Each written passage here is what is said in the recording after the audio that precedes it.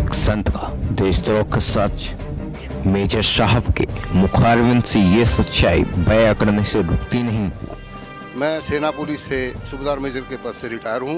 मेरा नाम रतिराम परमार है। सर आप भारतीय आर्मी में एक सूबेदार मेजर के पद पे तैनात रहे हैं और आज आप एक ऐसे संत के शिष्य हैं जिनके ऊपर देशद्रोह जैसे आरोप लगे हैं और आज वो जेल में हैं। सर क्या कहना चाहेंगे इसके बारे में? वो दुनिया की नज़र में जेल में है, लेकिन हमारे लिए वो जेल में नहीं है। उनका जो ज्ञान हमें मिला है वो इतना अद्भुत ज्ञान है कि हमने ज़िंदगी में जितने ग्रंथ पढ़े जरूर, लेकिन हमने उस पर कभी अमल नहीं सोचा, किया नहीं। लेकिन जब इन्होंने हमको समझाया तो हमारी पूरी आंखें खुल गई। यथार्थ ज्ञान जो बताया उसका हमें अद्भुत लाभ हुआ, अद्भुत फायदे हो रहे हैं। सर राजनेताओं की बात छोड़कर हम आपके ऊपर आते हैं। एक भारतीय सेना का जवान ये अच्छे से जानता है कि भारत का दुश्मन कौन है और देश का मित्र कौन है। क्या आप मानते हैं कि संत रामपाल जी महाराज किसी भी एंगल से देश के लिए खतरा हो सकते हैं? नहीं, किसी हालत में नहीं। वो तो एक बहुत बड़े हितकारी हैं। वो तो जस्ट लाइक ए गॉड वो काम कर रहे हैं। उन्होंने वो काम किए हैं जिसके लिए हमारा देश, हमारी सरकारें अरबों खरबों रुपया और समय कई सालों से वो बर्बाद कर रहे हैं। कि जैसे एक सबसे बड़ी बात है दहेज प्रथा, जिसमें कितनी जिंदगियां बर्बाद होती है, सरकार कितना पैसा लगाती है, उसका कोई भी फायदा नहीं हो रहा है। और इनके नाम लेने से, इनके साथ जुड़ने से इतने अद्भुत लाभ हुए हैं कि बिना 5 नए पैसे के भी वहाँ शादियाँ हो रही है और शादियाँ बिल्कुल सफल रही है और बहुत अच्छी जोड़ियाँ सफल हो रही हैं। सर देशद्रोह की परिभाषा आपसे बेहतर कौन जान सकता है? सर क्या कहना चाहेंगे संत रामपाल जी महाराज के बारे में जो उनके ऊपर देशद्रोह का आरोप लगा है? क्या वो देशद्रोही हो सकते हैं? मतलब ही नहीं बनता जी। ये तो ये सर इसके पीछे क्या कारण हो सकता है? ये इसलिए कि उन्होंने सच्चाई जो हमारे धर्म ग्रंथों के अंदर जो ज्ञान है वो क्या है सही मायने में हर जन जन तक पहुंचाया है और पहुंचाने की कोशिश की है।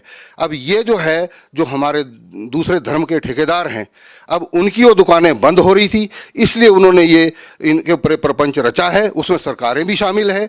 अगर सरकार इसमें शामिल ना होती तो आज तक वो मतलब ही नहीं होता कि वो जेल में होते या जेल में उनको बंद किया होता। ये तो उनकी सोची समझी साजिश है कि इनको किसी तरह इनको मुंह बंद किया जाए, लेकिन ये बंद होने वाला नहीं है। सच्चाई कभी छुप नहीं सकती, वो तो सामने आएगी और आ रही है। मेजर साहब आपसे एक और बात जानना चाहेंगे कि संत रामपाल जी महाराज जी से नाम दीक्षा लेने से पहले आप क्या भक्ति साधना करते थे? सेना में रह करके ज़्यादातर हमारे एक तो पहाड़ी इलाके में यहाँ पर माता दुर्गा की पूजा करते हैं। गाहे बगाहे बीच में कभी, वैसे तो एक सैनिक के नाते जहाँ भी कहीं झंडा देखा, जहाँ कहीं मंदिर, चर्च, गुरुद्वारा, चाहे कोई मस्जिद हो, सब में हम मस्तक नवाते थे और यही हमारी पूजा थी, इसी को हम करते थे। संत रामपाल जी महाराज जी की शरण में एक सैनिक का कैसे आना हुआ? ये एक अद्भुत कहानी है सर। मैं दुकान में बैठा था, कुछ 4-1 बजे का टाइम था शाम को। मेरे पिताजी कबीर साहब के बहुत अच्छे अनुयायी हैं, उनके भक्त हैं। वो अचानक, कभी मैं ज़िंदगी में हमको डांट तक नहीं मारा। उस दिन फ़ोन आया और एकदम डांट करके मुझे बोला, क्या यार ये केबल हमारी बंद हो गई और मैं धार्मिक वो सुनना है। तो कुछ ऐसे लहजे में बोला कि मुझे भी अंदर से मुझे भी गुस्सा आ गया कि मुझे ही क्यों ऐसा बोला है। फिर मन में सोचा कि मैं बड़ा ही बड़ा हूँ, मेरे को बोलेंगे और किसको बोलेंगे। मगर मेरे अंदर से जो मेरे अंदर भी आग भड़क गई। तो मैंने क्या किया कि ठीक है बोल करके, और जो केबल वाला था मैंने सारी कसर उसके ऊपर निकाल दी। इतना गुस्से में बोला और 2 मिनट में उसे ठीक करके फटाफट मेरे पास दौड़ के आया। अंकल जी आप इतना गुस्से कभी हुए नहीं। मैं भी पछताया कि मैंने वाकई इसको गलत बोल दिया।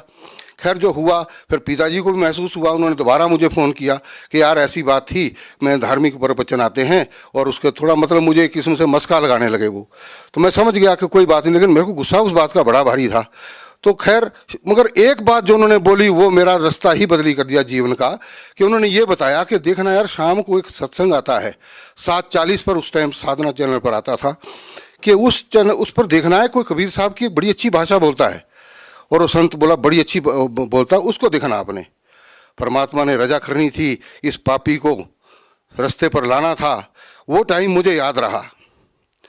और मैंने जैसे वो 7:40 पर लगाया तो मैंने देखा ये कौन से संत है भाई।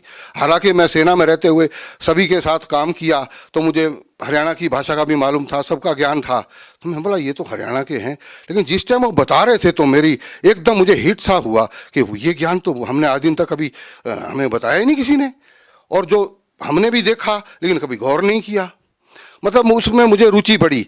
सर, जब आपने पहली बार संत रामपाल जी महाराज जी के सत्संग सुने तो पहली बार जरूर आपके मन में कुछ न कुछ तो आया होगा कि कैसे ये उलूल जुलूल बातें कर रहे हैं देवी देवताओं के बारे में। हमने काफी सारे अनुयायियों से जब इसके बारे में पूछा तो काफी सारे लोगों ने ये बताया भी कि पहली बार जब उन्होंने संत रामपाल जी महाराज जी का सत्संग सुना तो वास्तव में ही थोड़ा अजीब लगता है और गुस्सा भी आता है। नहीं, अजीब तो लगा लेकिन गुस्सा नहीं आया। ये परमात्मा की रजा समझिए आप, मुझे कोई गुस्सा नहीं आया। हाँ, इतना जरूर हुआ कि मेरा एक रूटीन बना। अब मैं क्या बोलूँ, मुझे बताते हुए शर्म आती है कि 7:40 पर वो चैनल शुरू होना, मैंने पक्का लगाना, डेली देखना दुकान में। और मैं क्या बताऊँ, मुझे बड़ी शर्म आती है बोलते हुए कि उसी टाइम पर मैं शराब पी शुरू कर देता था। और वो मेरा ये रूटीन मुझे मालूम नहीं कि वो शायद 1 साल चला या कितना चला, लेकिन मैंने एक भी मिस नहीं की वो सत्संग।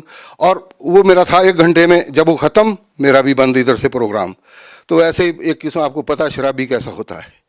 लेकिन दिल में एक लहर ऐसी उठती गई और अंत में ऐसा अटैक हुआ मेरे ऊपर कि एक दिन मेरे मन में आया, बस इनफ, नहीं तो अब ख़त्म है तेरा काम। ऐसी अंदर से लहर उठी। मैंने उसी टाइम रात को, पता नहीं कितनी पिरक थी मुझे मालूम नहीं, लेकिन जब सुबह मैं सोया रहता था, सुबह मैं सबसे पहले उठ करके बैठ गया और जैसे पिताजी सामने आए मैंने सीधा उनसे जब पूछा, पहला शब्द यही था, मैं कहा पिताजी आप नीचे बरवाला कब जाएंगे। तो मुझे ऐसे लगा कि मेरे मुंह से मुझे इतनी बदबू लगी, अरे बाप रे बाप, मैंने शराब इतनी बुरी तरह, उससे पहले कभी मेरे को बदबू नहीं आई, उस दिन लगी। बोला, मेरी तरफ देखा पिताजी ने, बोला अभी 10-15 दिन में जाएंगे। मैं कहा ठीक है जी, मैं भी जाऊंगा। भक्त में मेरी मिसिज भी आकर के खड़ी हो गई, तो मैंने बोला जी आपने भी चलना है। तो उसको एक बार मेरे जब फौज में मैंने फैमिली साथ रखी थी तो अलवर में, राजस्थान में, वहाँ उसको हीट स्ट्रोक हो गया था, तो वो डरती थी गर्मी से, उसके मुंह से निकल गया ना।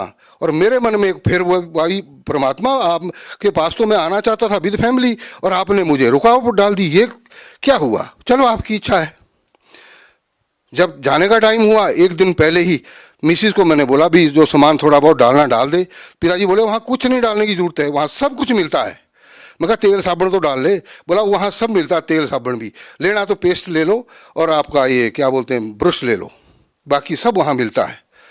मैं कहा अच्छी बात है। तो मिसिस क्या बोले, मैं भी चलूँ।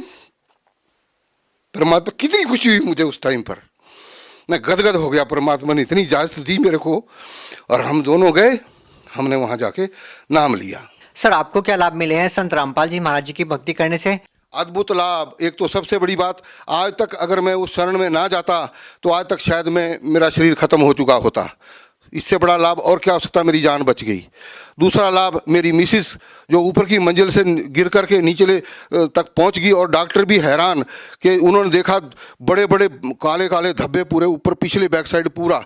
उन्होंने बोला ये तो मुश्किल है बचनी, यहाँ जब सिर में भी चोट लगी है तो। लेकिन जब उसके एक्सरे निकाल करके देखा तो डॉक्टर ने बोला जी आप कोई परमात्मा का नाम लेते हैं क्या। तो मेरा गला रूंध गया, मैं बोल ही नहीं पाया। बोला अंकल जी ठीक है, हम समझ गए। एक भी फ्रैक्चर नहीं है। ऊपर की मंजिल से गिरना और इतना भारी शरीर और वो सीढ़ियों से लुढ़कता हुआ जाए और बच जाए, कुछ भी नहीं हुआ। तो ये लाभ नहीं तो और क्या है। सर, फिर भी लोग ये कहते हैं कि एक श्रद्धालु को तो रूहानी लाभ की ही इच्छा रखनी चाहिए, ये संसारिक लाभ, ये भौतिक लाभ, ये सब तो आनी जानी चीज है। अगर हमारा शरीर ही बीमार है तो हम भक्ति कैसे कर सकते हैं। जिसको तकलीफ है वो भक्ति कैसे कर सकता है। तो जब शरीर ठीक होगा तो भक्ति भी सही होगी, और भक्ति अगर शरीर तभी ठीक होगा जब हमने सही नाम लिया होगा। और जो ऐसा बोलते हैं कि भाई आपको शारीरिक सुख तो नहीं मिलेगा, शारीरिक लाभ नहीं मिलेगा इसका, तो वो तो ढोंगी है। वो बोलते तुम्हारे पिछले कर्म तो भाई भुगतने पड़ेंगे। अरे भुगतने पड़ेंगे तो भक्ति किस लिए करनी है। वो तो हमने, जब भक्ति हम कर रहे हैं, भक्ति तभी उसका फायदा है, हमें कुछ लाभ होगा और हमें हो रहे हैं लाभ। ये है यथार्थ भक्ति। मेजर साहब, आपसे एक अंतिम सवाल है कि आप एक ऐसे संत के शिष्य हैं जो अभी जेल में हैं और संत रामपाल जी महाराज जी को एक फैसले में उम्र कैद की सजा भी सुना दी गई है। क्या आज भी आप संत रामपाल जी महाराज जी में पूरा विश्वास रखते हैं आप? उससे भी ज़्यादा दृढ़ हुआ, जितना विश्वास पहले था उससे भी ज़्यादा दृढ़ हुआ। हम उसका आपके पास बयान नहीं कर सकते, अगर बयान करने लगेंगे तो सुबह से शाम हो जाएगी। सर ये बात समझ से परे है। जब कभी किसी संत के ऊपर आरोप लगते हैं तो उनके अनुयायी उस संत से कहीं ना कहीं दूरी बना लेते हैं, उनसे दूर हो जाते हैं। लेकिन संत रामपाल जी महाराज के मामले में लाखों लोग अभी भी उनसे जुड़ रहे हैं। सर इसके पीछे क्या कारण हो सकता है? इतनी गहरी आस्था, इतना दृढ़ विश्वास? क्योंकि आप तो सैकड़ों किलोमीटर दूर हिमाचल प्रदेश में रहते हैं और एक हरियाणा के ऐसे संत से आपने नाम दीक्षा ली है जिनके ऊपर इतने सारे आरोप लगे हैं और जेल में है। आरोप लगाने वालों ने लगाए हैं, वो तो एक सोची समझी साजिश है, षड्यंत्र है। लेकिन उनके पास जब कोई ना कोई, इसका मतलब ये है कि उनका जो ज्ञान में कोई ताकत है, उनके जो मंत्र देते हैं उनमें कोई ताकत है, तभी ये लोग इस प्रकार जुड़ रहे हैं। तो थोड़े जुड़ रहे हैं, अभी आप देखते जाइए, जब से वो जेल में गए हैं उससे पहले जितने अनुयायी थे उससे 3 गुना हो गए हैं 4 साल के अंदर अंदर। ये तो देखते जाइए, तो कारवां है, तो बढ़ता रहेगा और भी बढ़ता रहेगा। कि भैया आप देर ना करो, ऐसा मुश्किल से ऐसा संत धरती पर प्रकट हुआ है और ऐसा ज्ञान देता है, आप अपना कल्याण करवाएं और परिवार का भी कल्याण करवाएं। जी बहुत बहुत धन्यवाद। सत साहिब।